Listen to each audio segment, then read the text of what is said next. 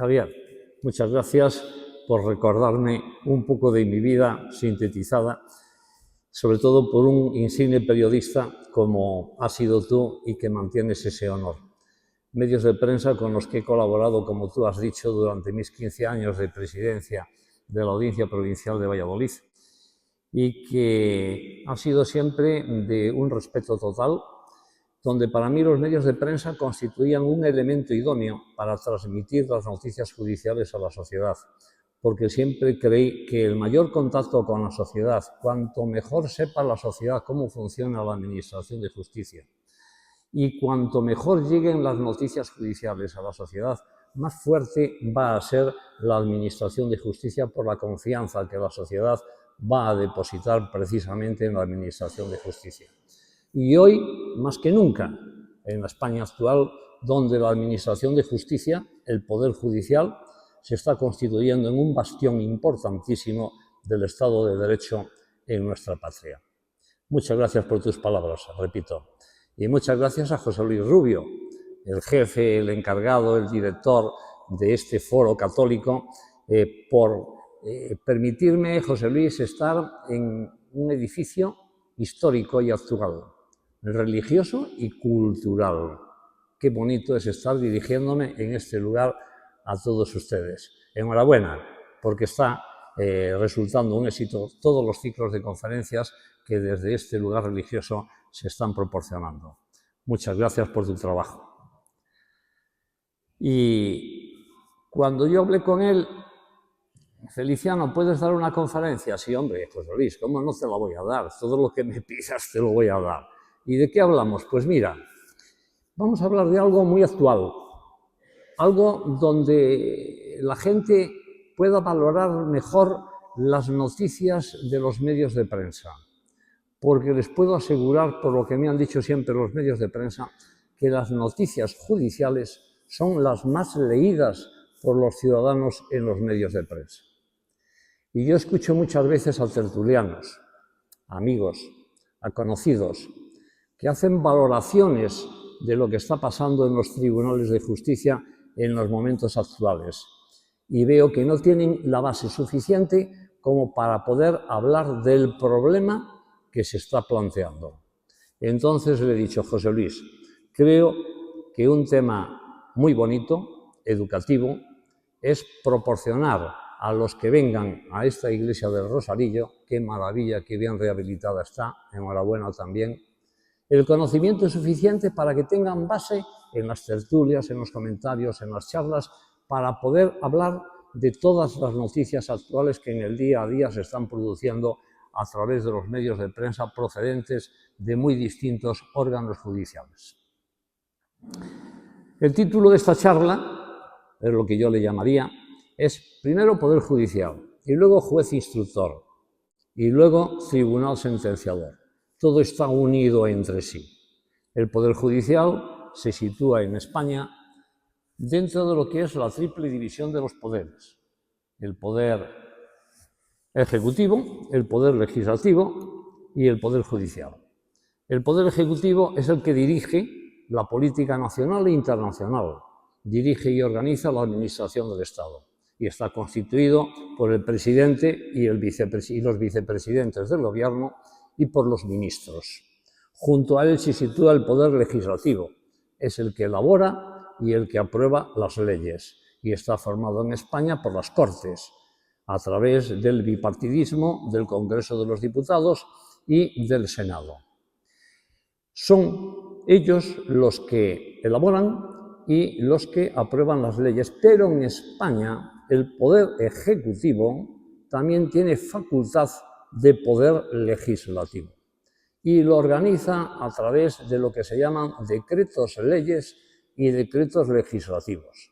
En los últimos tiempos el Gobierno está dedicando mucho al decreto ley. El decreto ley es una ley que otorga el Gobierno, que la aprueba en Consejo de Ministros para casos de lo que se llama urgente necesidad. Se está utilizando mucho el decreto ley. Y el decreto ley, el mismo día en que se aprueba en el Consejo de Ministros, entra en vigor. Pero tiene que ser convalidado posteriormente por el Congreso de los Diputados. Y ya ha habido en numerosas ocasiones en que determinados decretos o leyes de gran complejidad o de gran contenido no han sido aprobados, no han sido convalidados por el Congreso de los Diputados. El Gobierno también tiene facultad que le otorga las Cortes de poder dictar decretos legislativos.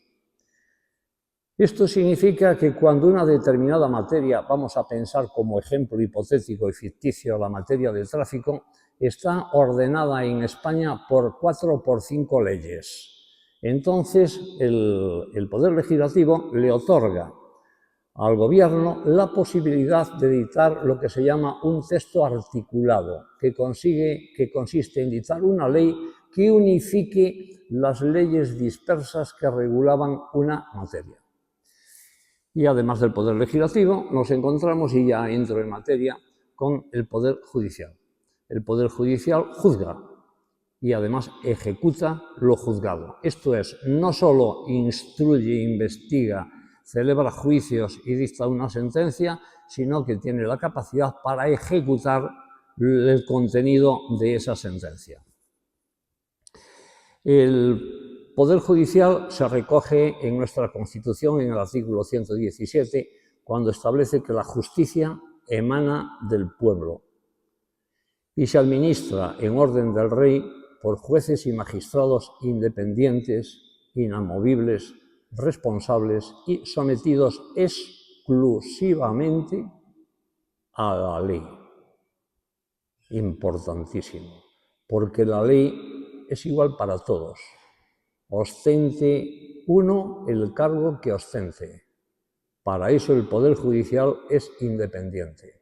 Ahora se está debatiendo mucho la posibilidad de un ordenamiento jurídico nuevo en el que el juez deje de ser instructor y pase a ser el Ministerio Fiscal. Yo no tendría nada en contra de que el Ministerio Fiscal instruya los procedimientos siempre y cuando el principio de dependencia jerárquica que hoy preside a los fiscales quede suprimido y sean tan independientes en la instrucción y en la investigación como hoy lo es el Poder Judicial. ¿Y qué es el Poder Judicial? Cuando hablamos de jueces y magistrados, pues esas palabras que ustedes conocen forman parte del Poder Judicial los jueces, los juzgados, juzgados de instrucción que conocen del ámbito criminal, juzgados de primera instancia que conocen del ámbito civil, los juzgados de familia que conocen de las separaciones, de los divorcios, los jueces de violencia contra la mujer, los jueces de lo social que conocen de los conflictos entre los trabajadores y los empresarios, y los juzgados de lo contencioso administrativo que conocen de los conflictos y controversias entre nosotros los ciudadanos y la administración. Pero además de los juzgados constituyen el Poder Judicial las audiencias provinciales situadas en cada capital de provincia, Valladolid, Audiencia Provincial de Valladolid, Palencia, Audiencia Provincial de Palencia, con un cometido esencialmente criminal, penal y civil. El Tribunal Superior de Justicia, existente en cada comunidad autónoma, con un contenido penal, laboral o social y contencioso administrativo, la Audiencia Nacional, cuyo ámbito es en todo el territorio nacional y que conoce de asuntos penales, sociales, contenciosos administrativos y fundamentalmente en materia de terrorismo, narcotráfico, entre otras materias importantes como el crimen organizado, y finalmente el órgano máximo, el último, el más supremo de todo el Poder Judicial es el Tribunal Supremo, que tiene una sala de lo civil, tiene una sala de lo penal, tiene una sala de lo social, tiene una sala de lo contencioso administrativo y tiene una sala de lo militar. Y a mí, desde hace mucho tiempo, estoy indicando que me encantaría que tuviese otra sala más, la sala de lo constitucional. Yo en el momento actual no veo bien la regulación del Tribunal Constitucional en nuestra patria. El Tribunal Constitucional no forma parte del Poder Judicial. El Tribunal Constitucional está integrado por 12 miembros, 4 designados por el Congreso de los Diputados, 4 designados por el Senado, 2 designados por el Gobierno y 2 designados por el Consejo General del Poder Judicial. Hoy el Tribunal Constitucional, por gran parte de la sociedad, está en controversia. Hablamos de 7-5. La despolitización del Tribunal Constitucional, que tiene una única misión, quedaría totalmente resuelto si estuviese servido por jueces y magistrados pertenecientes a la carrera judicial. Esto es, al Poder Judicial. Y por eso yo vengo manteniendo en todas mis intervenciones públicas que hay que reformar la Constitución española y que el Tribunal Constitucional debería convertirse en una sala más del Tribunal Supremo, formada por jueces y tribunales pertenecientes a la carrera judicial, lo que le dotaría de un plus de independencia. Junto con el Tribunal Constitucional, que no pertenece al Poder Judicial, tengo que hacer mención a los tribunales de la Unión Europea. Así como el Tribunal Constitucional tiene como misión única y exclusiva comprobar si una ley o si una sentencia ha vulnerado la Constitución o los derechos fundamentales de los españoles, los tribunales de la Unión Europea, independientemente de que celebren determinados juicios, valoran si las resoluciones o las leyes han vulnerado la normativa europea, que es la fuente principal, la primera que existe en un país como España, que está dentro de la Unión Europea.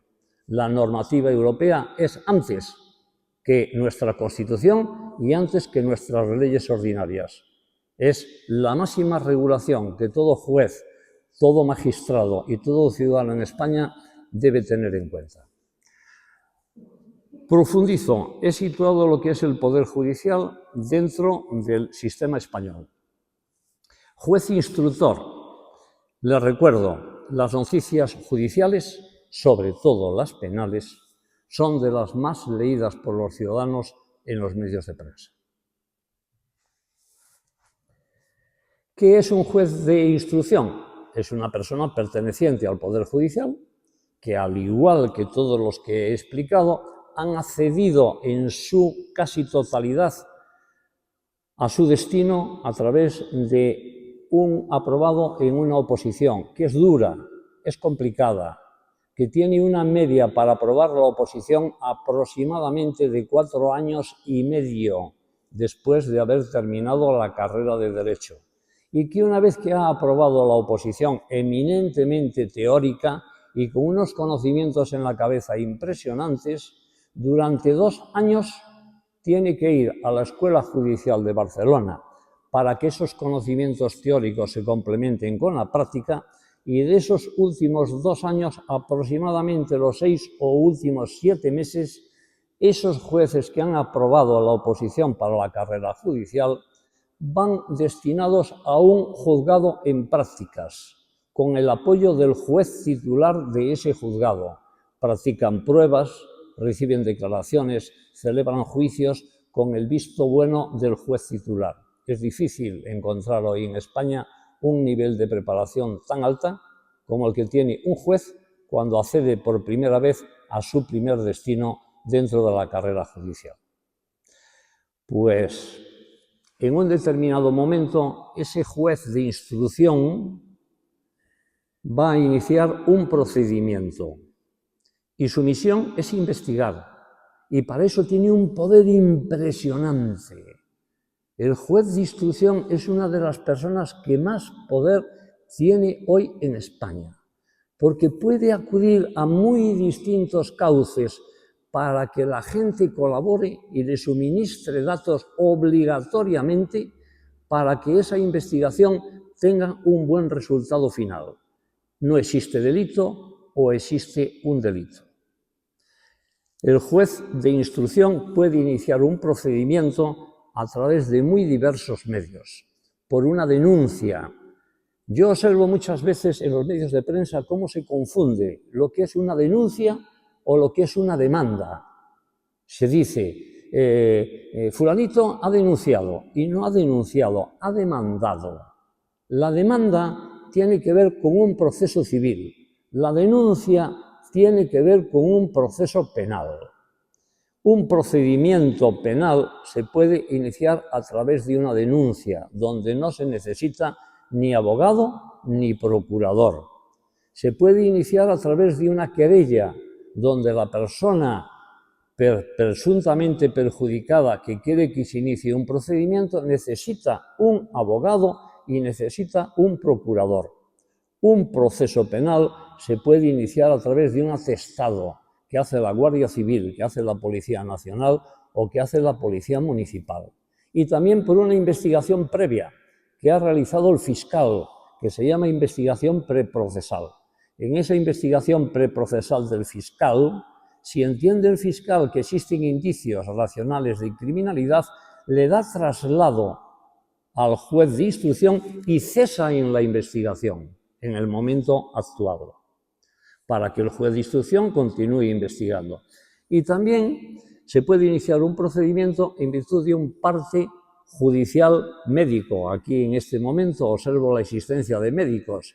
Pues imaginémonos que una persona resulta agredida por otra y la persona que resulta agredida y resulta lesionada se va a urgencias de un hospital. Le ve un médico, pues el médico que le está examinando y que está observando que esas lesiones que presenta esa persona son propias de una agresión y no de una caída, está obligado a enviar al juzgado de instrucción de guardia un parte judicial médico. Lo recibe el juez de instrucción e inicia un procedimiento penal, llamando a esa persona a declarar para indagar qué es lo que ha pasado y por qué tiene esas lesiones. Y a partir de ahí continúa avanzando en el procedimiento. En esta fase de investigación, el juez de instrucción puede acudir a la policía, puede acudir a la Guardia Civil, la UCO, tan nombrada en los medios de prensa últimamente, puede acudir a la Policía Municipal, puede acudir a los testigos. ¿Quién es un testigo? Un testigo es una persona que ha visto cómo se ha producido un determinado hecho o ha escuchado por otra persona que esa otra persona es la que ha visto los hechos y ha escuchado cómo se ha producido ese presunto hecho delictivo. Ese testigo puede ser directo porque lo ha visto o puede ser de referencia porque ha escuchado a través de otra persona cómo se ha producido un determinado acto delictivo. Esto es un testigo y el testigo está obligado a ir a declarar al juzgado cuando se le cita y está obligado a decir la verdad, porque si no dice la verdad puede ser condenado por un delito de falso testimonio. Es distinto al perito. La prueba pericial la desarrolla un perito y un perito es una persona con conocimientos científicos, artísticos y prácticos, un médico forense, un especialista en una determinada materia, y aporta esos conocimientos que él tiene para que el juez instructor pueda esclarecer un determinado hecho delictivo. Y ese perito también está obligado a comparecer y está obligado a informar verazmente, porque si no informa la verdad, también puede ser condenado por un delito de falso testimonio. El juez, además, en la investigación y en el esclarecimiento de un presunto hecho delictivo, puede ayudarse de documentos, de prueba documental, por escrito, pero también por imágenes y por sonido, por los medios tecnológicos modernos. Por ejemplo, se produce un robo o una agresión en una calle y hay bares, hay establecimientos públicos que tienen cámaras de vigilancia. Y esas cámaras de vigilancia están detectando en ese momento ese robo o esa agresión. El juez puede reclamar esa película para identificar al autor y cómo se han producido los hechos. El juez puede disponer, el juez de instrucción, de pruebas de ADN. Puede mandar practicar pruebas de ADN contundente para descubrir quién es el autor de un hecho delictivo. Cuando se produce un robo en un establecimiento rompiendo un cristal, los autores que entran por el hueco abierto han podido dejar sus dedos imprimidos en el cristal y el juez puede ordenar la práctica de la prueba dactiloscópica que nos va a indagar, equiparándola con las huellas del Documento Nacional de Identidad, quién puede ser el autor de ese robo. La toma de cabellos es otra prueba de la que dispone el juez de instrucción y a través de ella va a detectar si una persona es drogadicta o ha cometido un hecho bajo la influencia de la droga. La práctica de la autopsia, el control de un teléfono para indagar las conversaciones que se están produciendo para descubrir un tráfico de drogas, narcotráfico, un crimen organizado. La intervención de un móvil para indagar las conversaciones telefónicas o para indagar el contenido de los mensajes que existen en un móvil. Esto es, el juez puede practicar una serie de pruebas enormes y al final llega un momento en que dice, vale, he terminado, ya no tengo más pruebas que practicar, voy a valorarlas. Y el juez las valora, ese juez de instrucción. Y su valoración consiste en decir, aquí existen indicios que son más que sospechas. La sospecha es lo que motiva la iniciación de un procedimiento penal. El indicio es algo más que una sospecha, es la consolidación de esa sospecha. Es un dato de que, aquí realmente sí hay algo, sí hay un ilícito penal. Y en consecuencia debo continuar con el procedimiento. Si el juez llega a esa conclusión, continúa con el procedimiento. Si el juez ve que no tiene indicios de la existencia del delito o de quién es el autor o autores de ese posible delito, entonces lo que hace es archivar el procedimiento. Se termina el proceso penal. En los medios de prensa yo sigo viendo la utilización de la palabra imputado. Fulanito de tal ha sido imputado. El término imputado no existe ya en nuestro ordenamiento jurídico. Desde hace muchísimos años ha sido eliminado. Ahora se llama investigado. Cuando el juez inicia un procedimiento penal contra una determinada persona, esa persona se llama investigado. Y tiene unas garantías en España impresionantes. Derecho a tener un abogado cuando declara, derecho a no declarar, derecho a no decir la verdad, derecho a no contestar a todas las preguntas que se le formulen.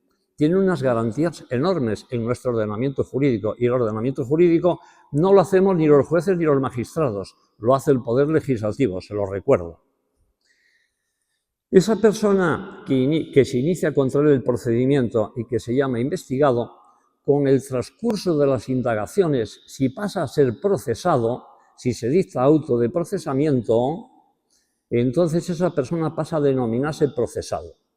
Y si finalmente el procedimiento, porque existen indicios de que se ha producido un delito conforme lo ha valorado el juez de instrucción, que avanza en el procedimiento y pasa a lo que nosotros llamamos una fase intermedia, que ahora les explicaré en lo que consiste, pasa ese investigado a ser llamado procesado y si se dirige la acusación contra él, pasa a ser denominado acusado.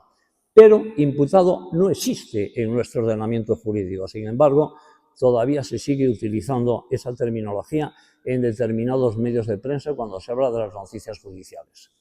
Si el juez entiende, valorando toda la prueba que ha practicado y que es amplia conforme yo les he indicado, que existen indicios racionales de criminalidad, avanza en el procedimiento, pero toda la prueba que el juez de instrucción ha practicado en la fase de instrucción solo vale para avanzar en el procedimiento, no vale para el dictado de la sentencia.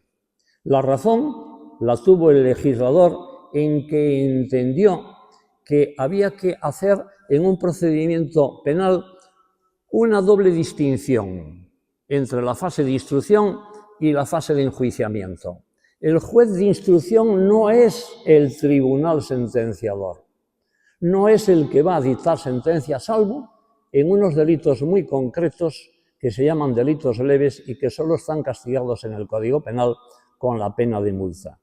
En todos los demás procedimientos, tan pronto termina la fase de instrucción, de investigación, el juez de instrucción, y avanza en el procedimiento, el enjuiciamiento lo va a hacer un órgano judicial distinto, porque quizás el juez de instrucción, con la práctica de las pruebas de investigación, ha llegado ya a una conclusión y en el acto del juicio, si él lo celebra, no quiere abandonar aquella primera idea que tuvo.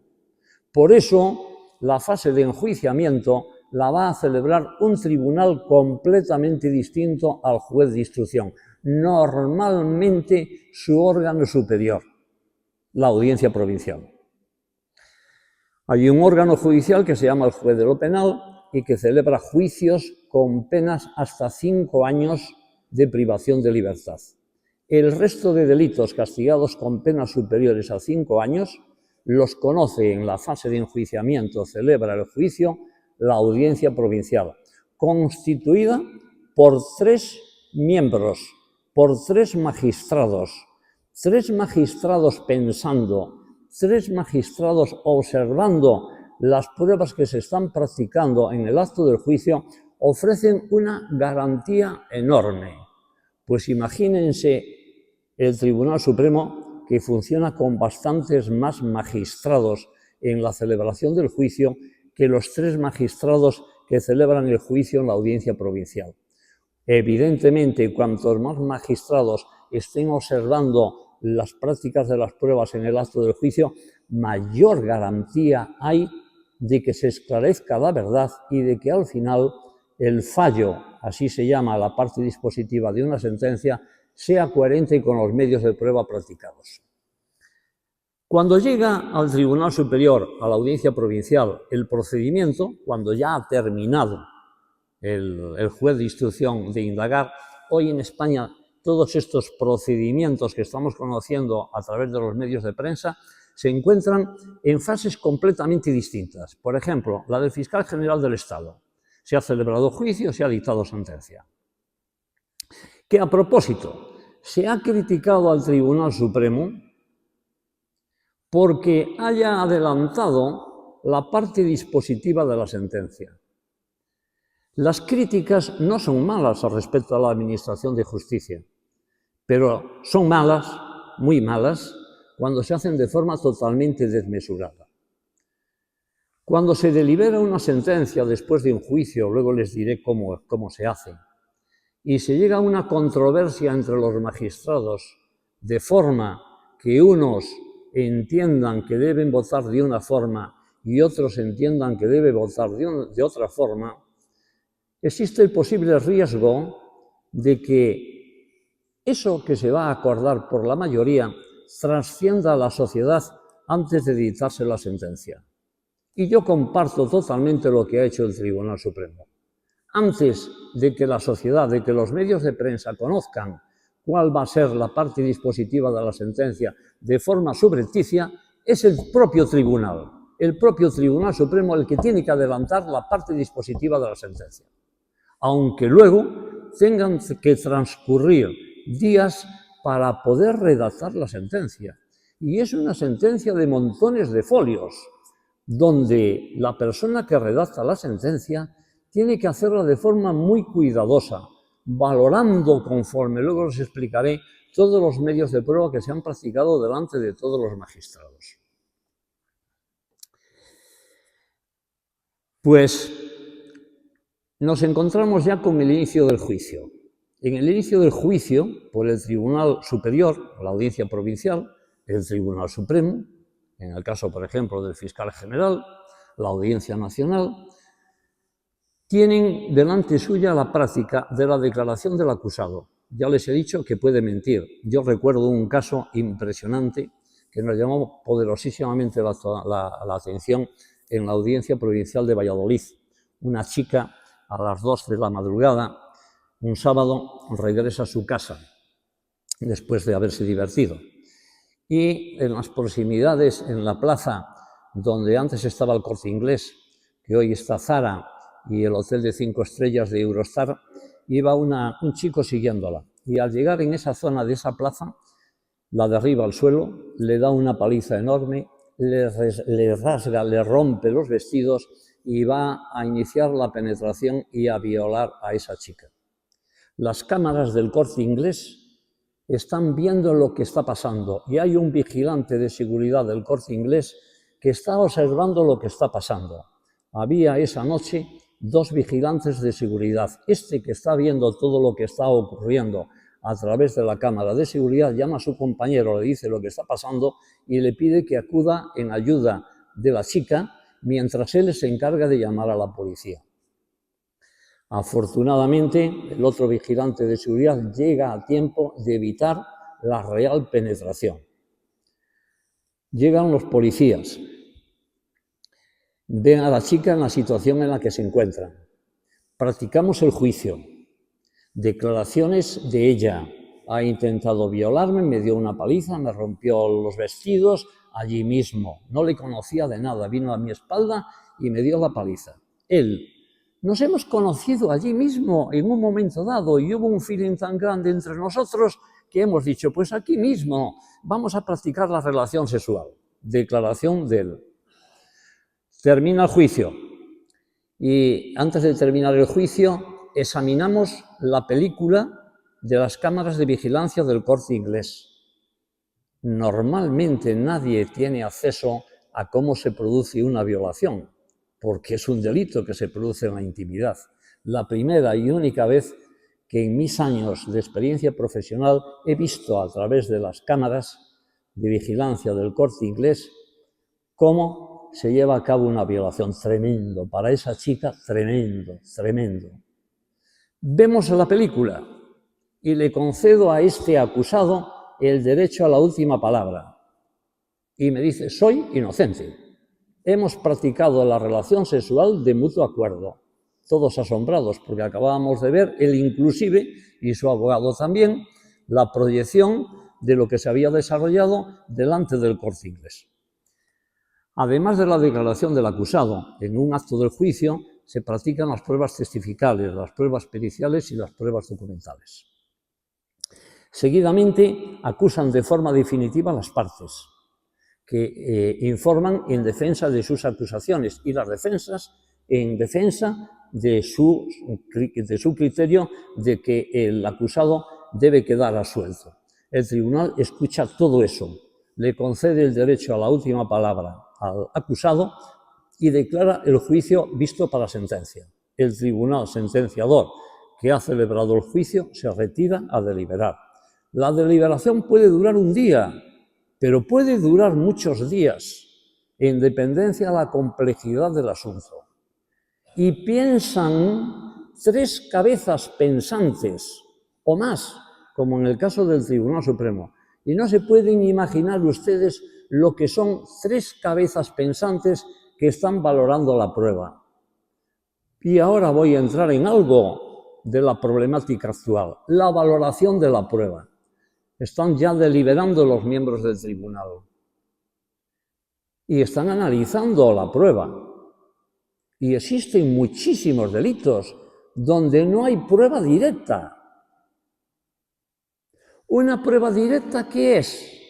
En la calle, una persona agrede a otro, le da una paliza, le rompe la mandíbula y lo están viendo todos los ciudadanos que están transitando por la calle. Esos ciudadanos constituyen prueba directa. Pero hay muchísimos delitos donde no hay prueba directa, pero hay prueba indiciaria y es válida para poder condenar. La prueba indiciaria es que existen datos, existen indicios que han sido probados, que han sido acreditados en el juicio, y el juez los une entre sí y piensa el juez con sentido común, el que le da su experiencia, los razona, los une y aunque no existe prueba directa, queda convencido de que una persona es el autor del hecho. Mire, les voy a exponer una prueba indiciaria, porque ocurre en Valladolid bastantes noches y ocurre en otras muchas capitales y en otros muchos pueblos de España. Son las 3 de la madrugada, una persona duerme mal, se levanta, está nerviosa y se va a la ventana y echa un pitillo y está fumando delante de la ventana. Y de pronto observa como 2 personas están rompiendo el cristal del establecimiento que está enfrente del edificio en el que vive, como esas 2 personas por el hueco abierto entran dentro del establecimiento y automáticamente coge el teléfono y llama al 091. Oiga, se está produciendo un robo en este establecimiento, en esta calle. La policía inmediatamente, uno de los coches más cercanos, existen los coches policiales particulares y oficiales vigilando la noche en Valladolid y en todas las capitales, se desplaza un vehículo, pero ya el vecino desde arriba ha visto cómo se van los autores del hecho, 2, les ha dicho a la policía, y se van cada uno llevando una bolsa. Y llega la policía, mira el establecimiento, ve que está roto el cristal, entra dentro, pero ya no hay nadie. Y entonces lo que hace la policía, con el vehículo policial, empieza a dirigirse transitando en el coche por las calles más cercanas. Y de pronto, en una de las calles muy cercanas, ve a 2 personas. 2, decía el vecino, y cada una lleva una bolsa. Eso decía el vecino, que no conocía a los 2, a ninguno de ellos lo conocía. Y los para la policía y le dicen, y está pasando en Valladolid, le dice, oiga, ¿y esto? No, esto nos lo hemos encontrado ahí en un contenedor tirado y como vimos que no era de nadie, pues creímos que lo habían abandonado ahí y nos lo hemos llevado nosotros. La policía comprueba que en esas bolsas los objetos que son nuevos, preparados para la venta. Y el propietario del establecimiento dice que son de él y que estaban dentro del establecimiento. No hay prueba directa de quiénes son los 2 autores del hecho. No hay prueba directa. Pero sí hay prueba indiciaria. Y les explico cómo razona el tribunal para llegar a una condena solo con prueba indiciaria. Primer indicio, un vecino ve cómo se está produciendo un robo. Segundo indicio, ese vecino ve que son 2 personas, 2, las que están cometiendo el robo. Tercer indicio, ese vecino ve que salen esas 2 personas llevando cada uno una bolsa. Cuarto indicio, la policía les detiene en las proximidades del establecimiento donde se ha cometido el robo. No tenemos prueba directa, pero yo estoy uniendo ya todos esos indicios. ¿Y qué me dicen estas 2 personas? Que se han encontrado en un contenedor tirado estas 2 bolsas. En proximidad temporal, la llamada por teléfono, comisión de los hechos y la detención. O sea que antes, según estos 2 individuos, otro ha cometido el hecho, se ha marchado y lo ha dejado ahí. ¿Y para qué ha cometido el hecho si luego deja los objetos al lado de los contenedores? No tiene ningún sentido. Yo uno, tribunal, todos estos indicios y llego a la conclusión, sin temor a la duda, de que estas personas han cometido esos hechos delictivos. Por lo tanto, el tribunal valora no solamente las pruebas directas, sino también las pruebas indiciarias. Y con pruebas indiciarias se condena. Y esto no es nuevo. Esto existe desde hace años y años y años y es la forma en cómo los tribunales vienen valorando la prueba que se practica a su presencia. Y el principio de inmediación de un tribunal es importantísimo.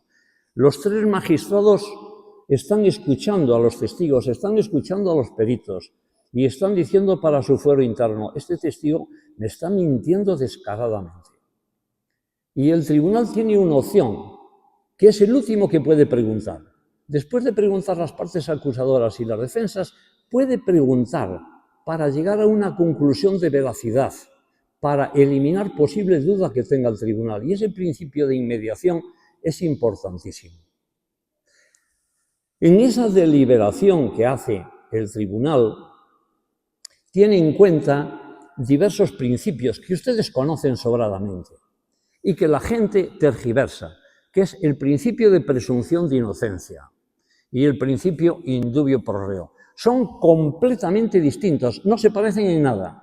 El principio de presunción de inocencia significa que las partes acusadoras no han podido aportar en el desarrollo del juicio prueba que pueda condenar a una persona, en cuyo caso hay que dictar sentencia absolutoria.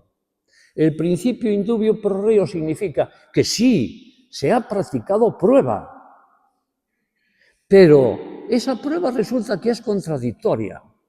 Y el tribunal dice, ¡jo! ¿Y quién dice la verdad? ¿Cuál de las dos versiones es la verdadera? Oye, ¿y si llegamos a condenar a un inocente? Principio in dubio pro reo, en la duda, hay que estar a favor del reo, hay que absolver, porque a la sociedad le duele más que se condene a un inocente que se absuelva a un culpable. Remato, y luego ustedes pueden hacerme las preguntas que quieran. He dicho que el Tribunal Supremo es la instancia más alta del Poder Judicial. Y luego existe un Tribunal Constitucional y unos tribunales de la Unión Europea.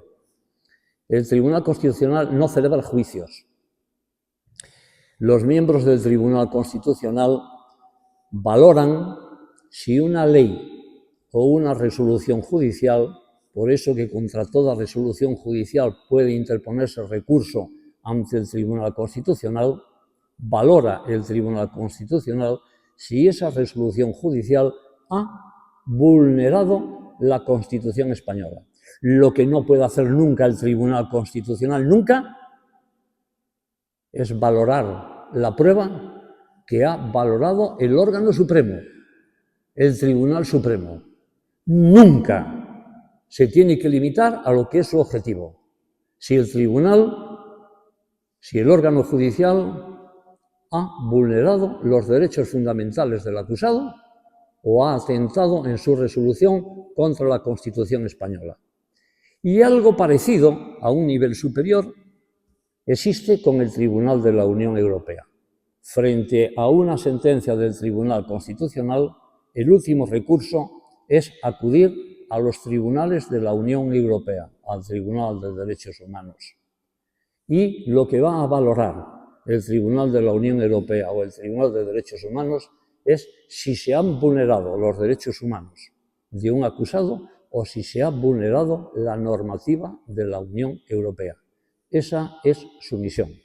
Y yo concluyo, y de verdad estaría encantado con que hoy la mayor parte de ustedes saliesen de aquí conociendo algo más de la Administración de Justicia, porque ese siempre ha sido mi cometido, aproximar al ciudadano a la Administración de Justicia, y estoy muy satisfecho de los resultados que como tal he obtenido durante mis años de presidente de la Audiencia Provincial.